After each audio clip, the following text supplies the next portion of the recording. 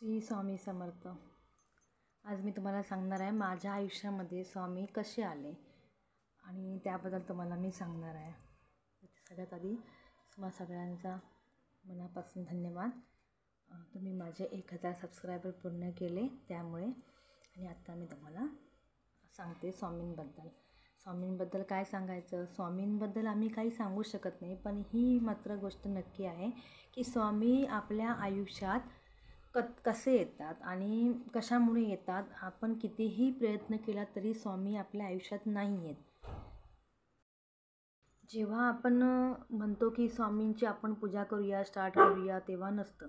Actually कसं असतं, स्वामी आपल्या आयुष्यात तेव्हाच येतात जेव्हा स्वामींची इच्छा असते। मी तुम्हाला माझा अनुभव सांगते। मी भरपूर वेळा प्रयत्न केला की आजपासून मी स्वामींची पूजा करणार, स्वामींची स्थापना करणार, छोटी मोठी जशी मी पूजा करेन असं मी ठरवलं, पण माझ्याने कधीही ते साध्य झालं नाही। काही ना काही प्रॉब्लेम यायचे। मग माझ्या मनामध्ये हा विचार आला, स्वामींची पूजा कशी करायची। माझ्याकडे तर फोटो नाही आहे, मूर्ती नाही आहे, कारण मी राहते हे उत्तराखंडमध्ये। मी आहे महाराष्ट्रीयन, पण मी राहते उत्तराखंडमध्ये।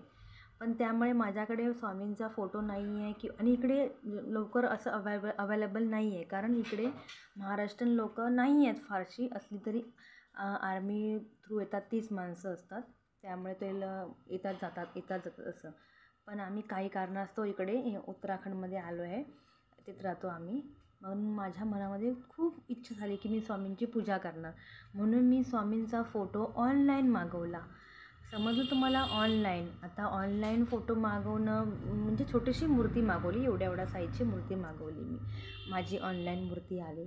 आता ऑनलाईन मूर्ती आली, आता मी स्वामी चरित्र कसं वाचणार, तर त्यामुळे मी मोबाईलमधून माझ्या डाउनलोड केलं। इकडे पुस्तकही अवेलेबल नसतं स्वामी चरित्रांचं, कुठले स्वामींचे बुक्स मिळत नाही। मग ते पण मी थोडे दिवस मी स्वामींच्या माझ्या मनामध्ये आलं स्वामींचं पारायण करणार, पण करणार कसं।